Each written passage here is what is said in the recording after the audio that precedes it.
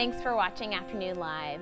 Studies show that up to 25% of children have undiagnosed vision problems that can impact their school performance and daily lives. Here with signs your child might need glasses, we welcome optometrist Dr. Meena Agarwal. Thank you so much for joining us today. Thank you for having me. I am a kid who got glasses in the 5th grade, so I vividly remember some of this. What are some signs we should look for on our own kids they might need some help with their vision? Yeah, definitely. I want to start by stressing that just talking to your children, sometimes it's just a conversation that needs to happen that we don't have enough of with our children. Another sign that's quick and an easy kind of a home test is just covering one eye and then the other eye and ensuring that the vision is pretty equal in both eyes. And obviously going closer to a television or going closer to the board at school is definitely a sign that your child might be nearsighted, and just bringing that iPad much closer to you or that book closer to you is another big sign that we see. Are there still basic screenings that happen at school, and how much should we rely on that information as parents and caregivers?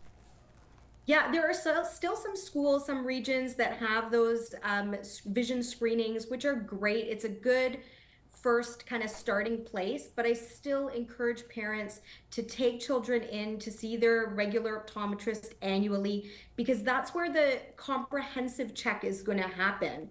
And a comprehensive check is really there's two parts to it. One is vision, which includes your prescription, your eye alignment, your color vision, your depth perception. And then there's the second part, which is your ocular or eye health, which includes eye pressure, retinal health, and full eye health check. So to have that comprehensive eye exam is irreplaceable. So a vision screening is a great place, especially if you're in an area where you don't have easy access to an optometrist. But if you're able to, that's obviously the best way to have it checked.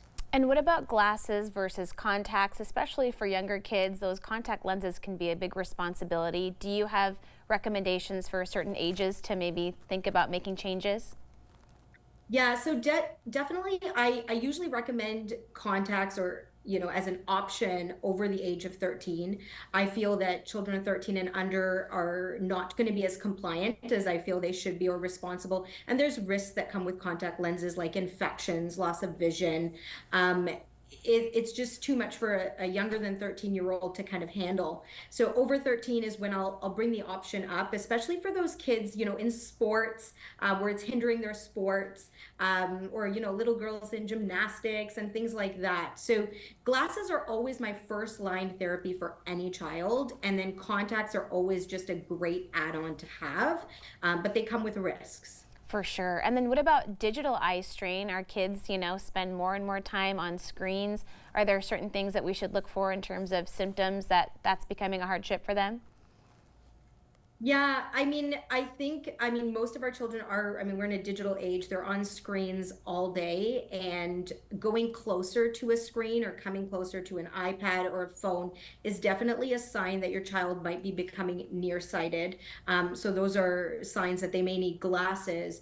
But we always recommend the 20-20-20 rule. It's very easy, and most kids don't like to follow it, but it's simple. It's every 20 minutes for 20 seconds, look 20 feet or just far away.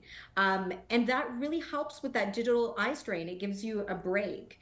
The other thing I always recommend to parents about digital eye strain is having those digital free periods, or just those times when they're screen free, and getting some outdoor time. Studies have shown that by the year 2050, 50% of the world will be nearsighted. That's a lot, and most of them will be our children, because they're spending all this time doing near work.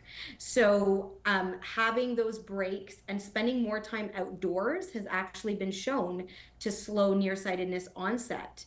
So I think that will really help with eye strain. Yeah, great advice. Thank you so much for joining us today. Thank you for having me. We'll have more information on our website at katu.com. We'll be right back with more Afternoon Live right after this.